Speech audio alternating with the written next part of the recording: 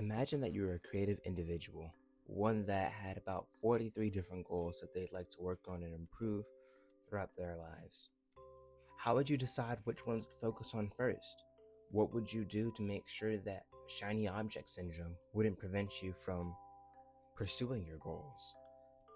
And how would you determine if your goals actually add value to your life once completed?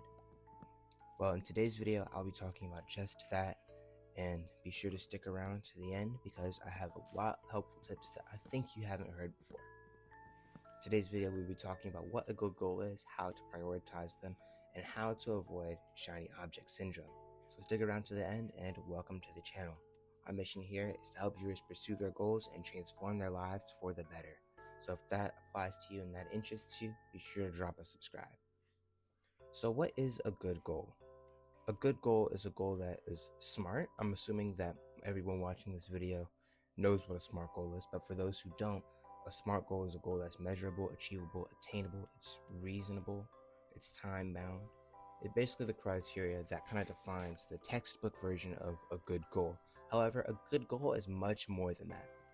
A good goal is challenging. It is easy enough so that you can see yourself achieving it. However, it's hard enough so that you stretch yourself and feel that you've grown once that goal is completed. A good goal is a goal that adds value once it's achieved. It's not just something that, okay, you've done it and now what's next? It's something that you get to sit back and say, man, I really put forth the effort and achieved that. Next, a good goal always helps you to grow as an individual. Using the gym as an example here, whenever someone goes to the gym and they work hard and exert themselves, yes, they do hurt the next day. However, after a week, they definitely look better in the mirror and they feel a lot better as well as a result. So be sure to keep that in mind when thinking about what a good goal is for you. Next, here's how we're going to prioritize these goals. So what's going to happen is you're going to have a lot of goals and a lot of different things you want to work on. So I recommend picking a couple goals at a time and work at them consistently for 14 days. Now, after this 14-day period, you would stick with this goal should you like it. All right. If you don't like it, then drop it entirely. It's okay to not be able to do everything, but you want to make sure you at least commit to something that you enjoy doing. Of course, every goal has its own learning curve, so it's going to be difficult at times. However, that's where you're going to use your love for the goal to basically help you push through.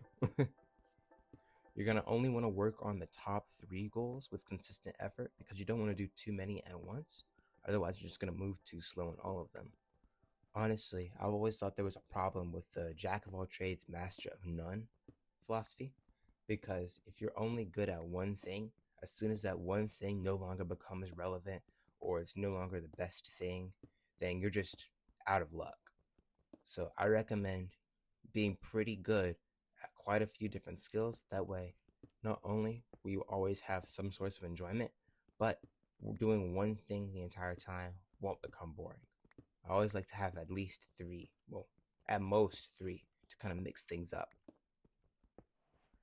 Now, for the part of the video that I'm sure you've all been waiting for, I'll be discussing how we can avoid shiny object syndrome so we can work on our goals and make consistent progress without restarting every other day because we feel that the grass is greener on the other side. Newsflash, it is not. Sometimes it's even dingier. So what you're going to want to do is you're going to want to ignore new things. I know this kind of sounds counterintuitive to how we're going to be writing down goals and basically kind of working through the list. But as soon as you commit to a goal, it's almost always the case, but you're going to see a new item or a new goal or a new idea that sounds easier or more exciting to pursue.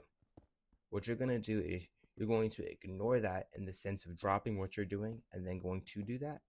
But instead, you're going to write down that goal and try it later.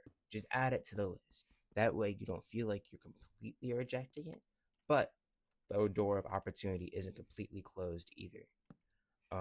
What you're going to want to do is, even if you do get tempted by the shiny object, right, you're going to want to repeat the steps to finding a goal just to make sure that the goal you're working on is a good goal. And of course, you'd want to do this within the 14-day period that I mentioned earlier, but you really just want to make sure that what you're committing yourself to is something that you see yourself being committed to for the long term.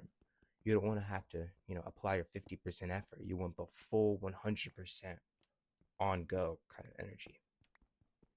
I hope this shed some light on the topic of creating new goals and how to actually work on them. Today, we learned about avoiding shiny object syndrome, how to prioritize your goal, and what actually makes a good goal to begin with. All of these are very foundational in the fact that they help propel you forward in understanding not only yourself, but the goals you want to work towards. I recommend watching the last video as it's incredibly helpful and very insightful. Again, this channel is about helping you become your best version of yourself. So if this interests you, be sure to subscribe and join the community. I'll catch you guys in the next one. Peace.